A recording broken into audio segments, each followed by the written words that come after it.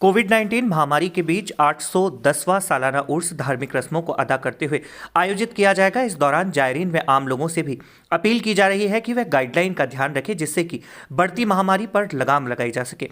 राज्य सरकार की गाइडलाइन में आगामी दिनों में अगर बदलाव नहीं किए जाते हैं तो फिर वर्तमान गाइडलाइन के अनुसार मेला आयोजित होगा। जिला कलेक्टर अंशदीप की अध्यक्षता में जिला कलेक्ट्रेट परिसर में विश्व प्रसिद्ध 810वें उर्स को लेकर बैठक आयोजित की गई। बैठक में अजमेर दरगाह कमेटी, अंजुमन कमेटी, दरगाह दीवान के पुत्र और दरगाह से संबंधित लोगों के साथ ही जिले के अतिरिक्त पुलिस अधीक्षक, विभिन्न विभागों के अधिकारी मौजूद रहे। जहां दरगाह के प्रतिनिधियों ने उर्स मेले में राहत की मांग रखी, लेकिन जिला प्रशासन की ओर से राज्य सरकार, केंद्र सरकार की गाइडलाइन के अनुसार ही मेला आयोजित करने के निर्देश दिए गए। अजमेर दरगाह दीवान के बेटे नसीरुद्दीन अली ने बताया कि राज्य सरकार की वर्तमान गाइडलाइन के अनुसार ना तो परिवहन पर रोक है और न ही धार्मिक स्थलों पर जाने से रोका जा सकता है। ऐसे में वर्तमान गाइडलाइन के अनुसार मेले में शिरकत की जा सकती है, लेकिन इसमें गाइडलाइन की पालना करनी होगी। इसी गाइडलाइन के अनुसार मेले का आयोजित किया जाएगा। हालांकि जायरीन कम से कम पहुंचे और गाइडलाइन की पालना हो, इसलिए अपील की जा रही है, लेकिन इसे लेकर प्रशासन को भी अपनी तैयारियां पूरी करनी होगी। ऐसे में उन्हें कई सुझाव भी दिए गए हैं। आज 810वें सालाना उर्स की मीटिंग कलेक्टर साहब की अध्यक्षता में रखी गई थी। देख, जो गाइडलाइन है वो सबके सामने है। आज की स्थिति यही है कि जो गाइडलाइन है उसको हमें सबको फॉलो करना है, लेकिन क्योंकि देश में ट्रैवलिंग बंद नहीं है, देश में पब्लिक को की आवाजाही बंद नहीं है, तो ये एक्सपेक्ट किया जा सकता है कि पब्लिक यहाँ आएगी। लेकिन हम दरगाह से जुड़ी हुई तमाम संस्थाएं ये अपील तो कर रहे हैं कि लोग यहाँ आएँ तो डबल वैक्सीनेटेड होकर आएँ, कोरोना वायरस की जो भी गाइडलाइन स्टेट गवर्नमेंट की उसको स्ट्रिक्टली फॉलो करें। तो अपने सुझाव दिए। कलेक्टर साहब ने भी यही कहा है कि हालात जो भी हैं आपके सामने हैं, लेकिन हमें फिर भी तैयारी तो करनी पड़ेगी। ऐन वक्त पे तो तैयारी, तमाम किस्म की तैयारी नहीं हो सकती। उर्स तो होंगे अल्लाह ने चाहा, अब वो किस हालात में होते हैं, किस गैदरिंग के साथ होते हैं, कितनी गैदरिंग के साथ होते हैं, ये वक्त पे बताएगा। क्योंकि इस वक्त जो गाइडलाइन है वो यही है, 50 से 100 लोग धार्मिक स्थल पे हों, वीकेंड कर्फ्यू है।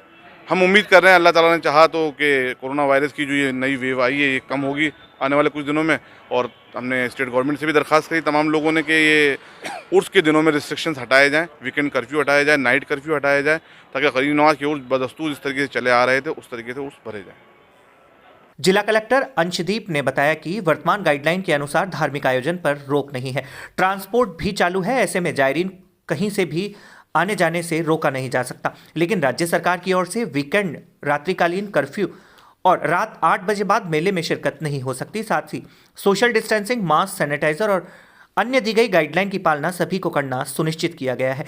मेले में आने जाने वाले लोगों पर खास निगरानी रखी जाएगी और इस दौरान वैक्सीनेशन भी महत्वपूर्ण है। दोनों डोज लगाकर ही इस तरह के कार्यक्रम में जायरीन शिरकत कर सकेंगे, फिर भी कार्यवाही की जाएगी। वहीं जिला प्रशासन भी वैक्सीनेशन का ध्यान रखते हुए अगर कोई पहुंचता है तो उसे वैक्सीनेट किया जाएगा और गाइडलाइन की पूर्ण पालना इस दौरान की जाएगी। वहीं उन्होंने कहा कि राज्य सरकार की नई गाइडलाइन अगर जारी होती है तो उसके बाद आगामी निर्णय लिए जाएंगे। ऐसे में सभी को कोविड-19 महामारी को ध्यान में रखते हुए अपना निर्णय लेना होगा। अब देखिए, गाइडलाइन के अनुसार हमारे यहाँ पे धार्मिक स्थल अभी खुले हुए हैं और ट्रैवल के ऊपर भी कोई रिस्ट्रिक्शन नहीं है।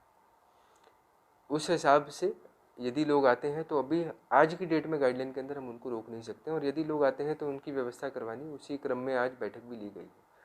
परंतु at the same time guideline के अंदर रिस्ट्रिक्शन ये भी है, चाहे वो नाइट कर्फ्यू हो, चाहे वो वीकेंड कर्फ्यू हो, चाहे धार्मिक स्थल पे लोगों की जो लिमिट है वो हो, या अपनी ये लिमिट हो कि समस्त लोग वैक्सीनेटेड होके आएँ, या फिर आपका जो भी कोविड-19 टेस्ट है उसको नेगेटिव का प्रमाण पत्र लेके आएँ। तो उसको देखते हुए किस हिसाब से अपनी व्यवस्था करवाई जाए। आने वाले समय के अंदर यदि गाइडलाइन में कोई परिवर्तन होता है, हमें उसके लिए भी तैयार होने की आवश्यकता है। उस चीज़ को भी ध्यान में रखा गया। आज की बैठक के अंदर जो मूल उद्देश्य था वो यही था कि हर किसी प्रकार की जो पॉसिबिलिटी है उसको देखा गया है, ताकि लोग ज़्यादा ना आएँ। उसके लिए चाहे दरगाह कमेटी हो उनको भी निवेदन किया गया है, चाहे रेलवेज़ हो, चाहे रोडवेज़ हो, उन सबको भी कहा गया है कि आप बेयर मिनिमम व्हीकल्स को लेके आएँ, और बाकी भी जो लोग आते हैं उनकी व्यवस्था इस हिसाब से कराई जाए कि कोविड गाइडलाइंस की पालना हम सुनिश्चित करवा सकें। हमारे जितने भी स्थल हैं जहाँ से टूरिस्ट या जायरीन मूव करेंगे, उन जायरीनों के लिए वहाँ पर व्यवस्था ये रहे कि उनका डबल वैक्सीनेशन की स्थिति है उसको चेक करवाने की व्यवस्था हो सके, और अगर कोई वैक्सीनेटेड नहीं है वहाँ पर वैक्सीनेशन कैंप लगाने की व्यवस्था हो सके। उस सब की भी प्लानिंग यहाँ पर करवाई गई है।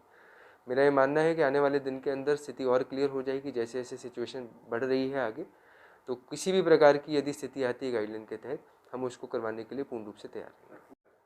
आज की डेट में गाइडलाइन में फूल चादर की अनुमति नहीं है और उसकी पालना अभी इस समय तो करवाई जाएगी।